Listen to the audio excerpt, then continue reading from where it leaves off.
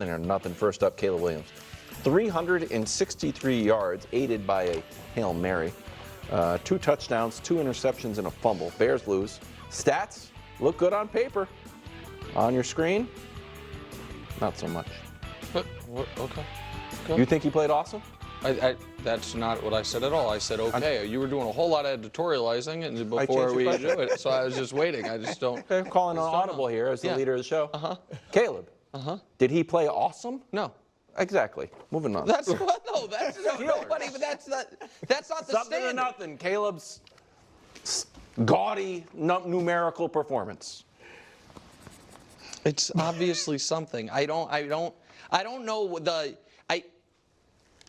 If it would be better if I said he played amazing and then people can yell at me, that's fine. Instead, I'll tell you what I actually think, which is there has been an obvious, clear, week-to-week progression by Caleb that is exactly what you wanted to see. There were some bad mistakes in this game. It's also a game that I thought was an abomination to lose from a team standpoint. To not be able to run the football on a team that was giving up 250 yards a game running, and my guy DeAndre Swift got 20 yards on 13 carries. They get the ball. They have first and goal from the 4. Yeah. Run. Option where everyone falls down. Danny on Breakfast Ball did a good diagram of it this morning. All the offensive line on the ground.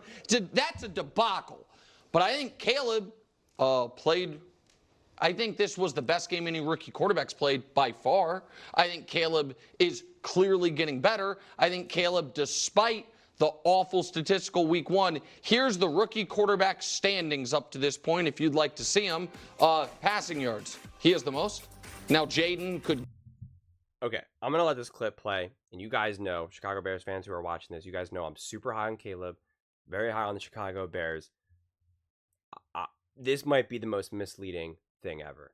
This idea that Caleb, has been playing well, or that this was the best performance out of any rookie quarterback right now.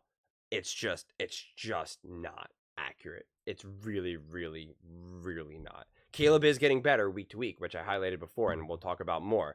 But this idea that this is, we can hang our hat on this performance, those stats are also incredibly misleading. The guy threw 52 times, 2 interceptions. A big chunk of those yards was on the Hail Mary. The 1 touchdown was kind of a joke, given up by the Colts, wide open.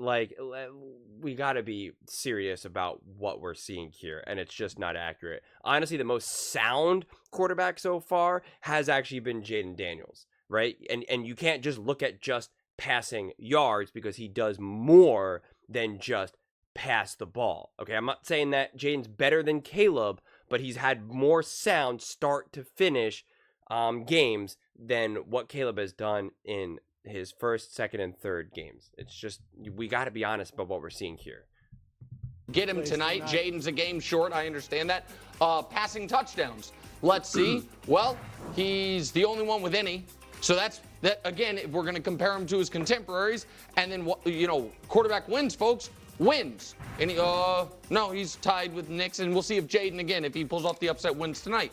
So, yeah, it's something. It is progressing in the right direction. It's also something bad for my Super Bowl pick, the team performance. But that's, if we're talking Caleb or the team, I don't know. Well, that's where I'm at. Look, I didn't pick them to make the playoffs. Definitely not a Super Bowl team. I don't think they'll make the playoffs.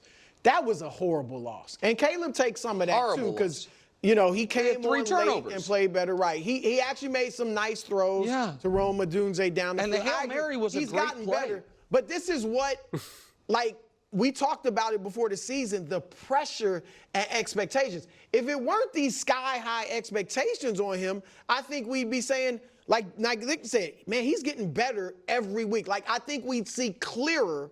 But now we're all kind of looking at him as, can he lead them to the playoffs or beyond that?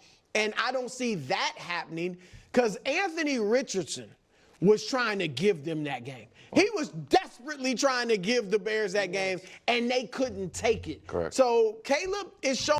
Anthony Richardson was 10 for 20 with 2 interceptions and a 39 rating, and yet they still lost the game, the Chicago Bears. Knowing that I think in the long run, he's going to be fine.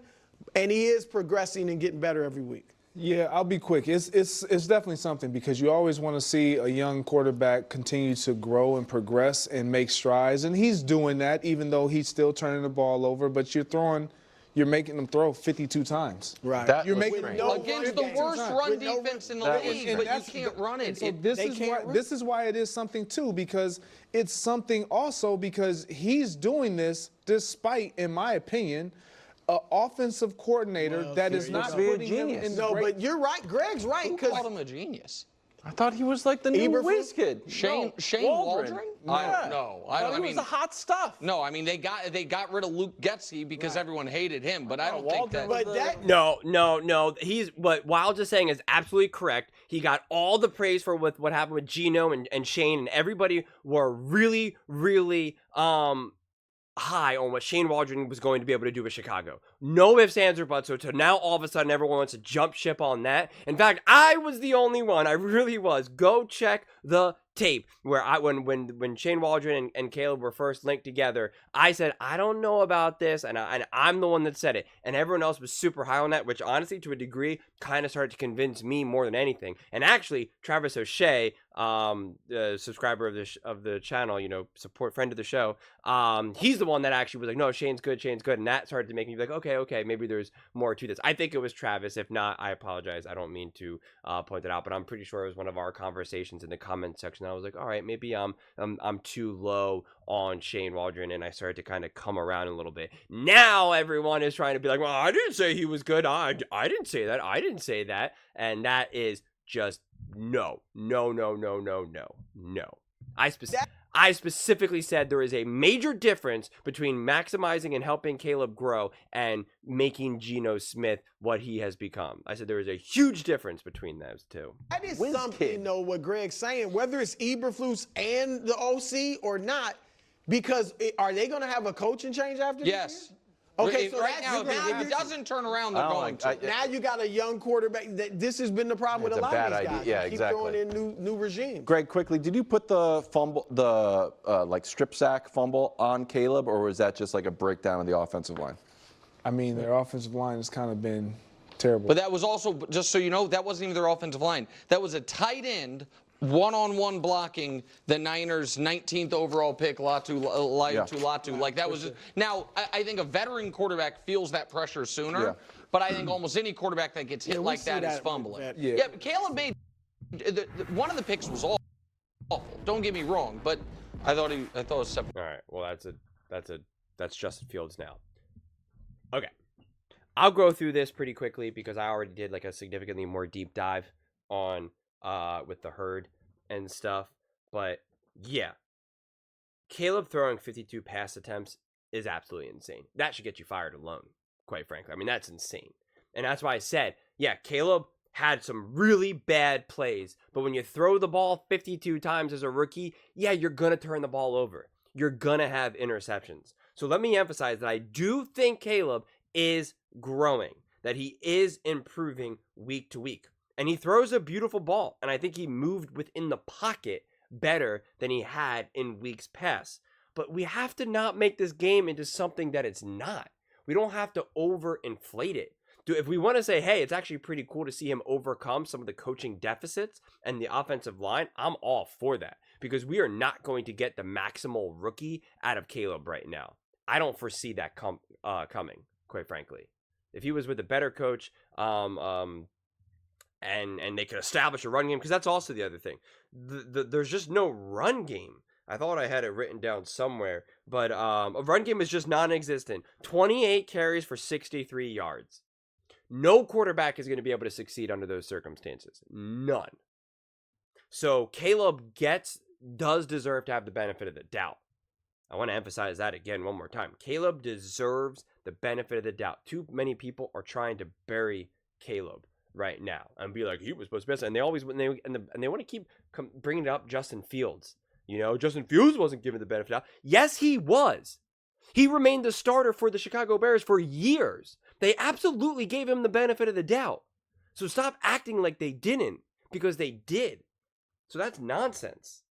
But some of the negatives of Caleb is he's still scrambling in ways that are going to get him in trouble in the long term, even if he gets away with it here and there.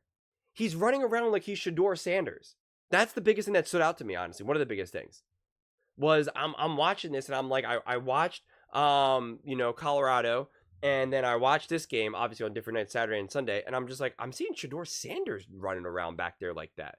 And it's still too college for me. And it just doesn't add up. That's what I want to see more of the progress. I want to see him shed this college identity. And this one thing that I just thought, and to me, this is where coaching fails him, okay? He threw a perfect pass. This beautiful ball. Beautiful, beautiful, beautiful ball. And the next play, right, he throws this ball where you're just like, all right, good, there we go. Caleb's getting comfortable, getting confident, let's go. And then it was like the next play or the play after, I think it was the next play, he throws an interception. That was not only just a terrible decision, but then also the play call for that. Be able to hand the ball off and get at least 3 yards, 4 yards, 2 yards, something. Get a layup, a screen, an easy 5, 6, 7, 8 yard pass. But no, he then forces the ball right back down the field. Momentum is too high. His emotions are too high. Like, understand what we're dealing with here. We're dealing with right now a young quarterback who's going to be on an emotional roller coaster. So when he does something really high, he's going to be like really high. You got to be able to know how to manage the game within the game and manage the player. So much of managing quarterback play, just in general, not even just rookies, is managing the emotions of them, is understanding where they are within the game. And so it was just bad. I'll give you that the second interception was fluky. Right, it was one of those things that like easily could have not been intercepted. And so it was just kind of one of those tough balls. But at the same time, they were on their own 20 and he threw a 40-yard pass in double coverage. And so those things are going to happen. Right? You're tempting the football gods at that point. So even though that interception was, more often than not probably doesn't happen, when you're doing that type of thing, you're setting yourself up to fail. So again, you can blame the play call, you can blame the decision by Caleb. I think it's a mix. I think the Chicago Bears are doing a poor job at putting Caleb Williams in a position to succeed. And I think Caleb Williams isn't doing himself any favors as well. Like, what was the game plan for this game? You could see what the Packers did versus the Colts. You could see what the Packers did versus the Titans. 2 teams that the Bears faced. And Malik Willis and Matt LaFleur looked light years better than Caleb Williams. And Malik Willis has been with the Packers for all of 2 minutes. And he's supposed to essentially be a nothing quarterback. He's supposed to be hanging on into the league by a thread. To me, that highlights the importance of coaching desperately. And that is the situation that the Bears are in right now. And that's the problem, that when you don't have a great coach, it's harder to evaluate your quarterback. You have to really figure out, is the coach holding the quarterback back, or is the quarterback holding the coach back? It's not always easy to see. I lean on the coach holding Caleb back. That is. Because I just look at the game plan and I'm just like, what was it? It felt like it was just like, we're just going to let Caleb do whatever. No game plan. Caleb, you're just going to get out there and just play some ball, okay, bud? Just forget about all the outside stuff. Who cares if we win or lost? Just have some fun out there, man. Just have some fun. Just don't worry about it, man. We're just having fun. That's what it felt like. It was that type of game. Just have some fun out there, man. Don't worry about anything else. Doesn't matter. Just have some fun.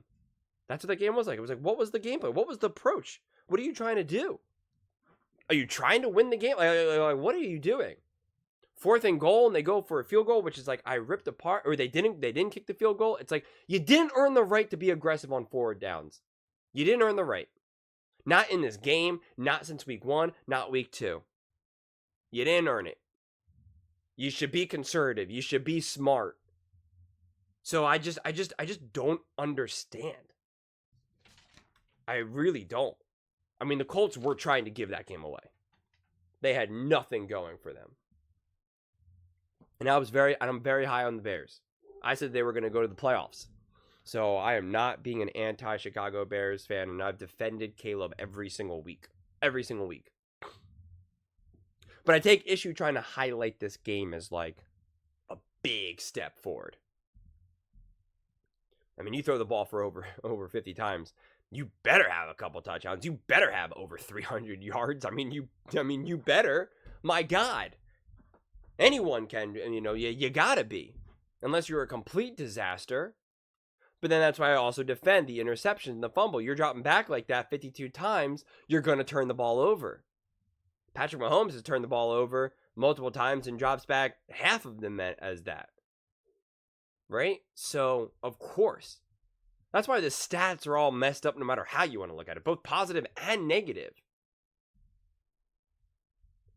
So, it's just an interesting unfolding. And the reason why, and Nick's like being defensive, and he's like, why are you guys doing this? And it's because Nick said that they were going to the Super Bowl.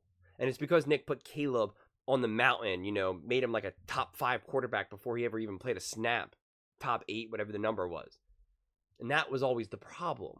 Those are the expectations. Like Brew keeps saying, the expectations are the problem. That's why people are reacting this way. And Nick was heaping up those expectations. And I still think Caleb will be a great player in the NFL. I still think Caleb can be an all-time great in the NFL. I still think the Bears can be a great team. Not how they're playing right now. It's just the reality. I'm not going to just keep saying nothing but positives to try to just keep winning over Chicago Bears fans. I want people to be able to trust my opinion, trust what I'm seeing. So that's why I really try to tell it like it is. I'm going to give you the positive. I'm going to give you the negative. I'm not going to just be like, this was a great performance. 363 yards, 2 touchdowns. Caleb's amazing right now. He did a big step forward.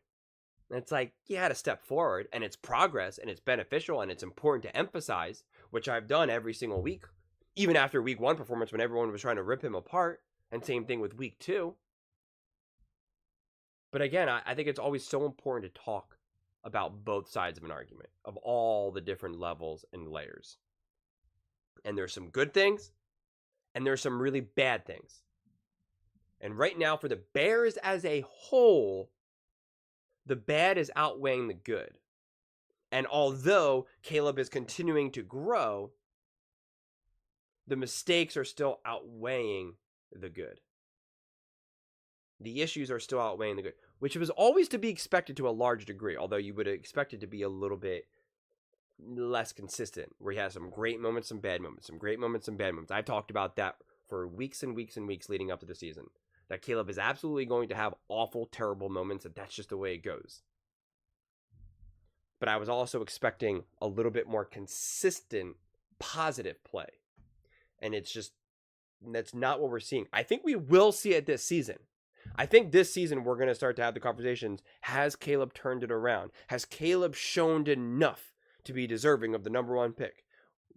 Should the Bears be favored next season, considering Caleb was one of the best quarterbacks in the last 5 games of the season? Similar things that they did with like Jordan Love and the final X amount of games and CJ Stroud and all that type of stuff. I can see that coming. At the very least, I can see Caleb demonstrating that he can do that. Whether or not the coaching and the players can put him in a situation, but when you're a rookie quarterback, you need your offensive coordinator or just your offensive head coach, whichever it is, to put you in a position to succeed. You need an O-line and you need a run game. No one in the NFL is going to be able to succeed without a coordinator putting them in a position to succeed, without an O-line and without a run game. Nobody. So with that, the fact that Caleb can even show a semblance of a competent quarterback, of a quarterback that doesn't just completely crumble, to me already shows the major strengths of Caleb Williams. But those are just my thoughts. I'd absolutely love to hear yours. What did you guys all think about Caleb's performance? Is it something or nothing? Let me know in the comments below. I read every single comment, so whether you agree with me or disagree with me, either way, let's get in some discussions, let's get in some fights, but ultimately, let's just have some fun.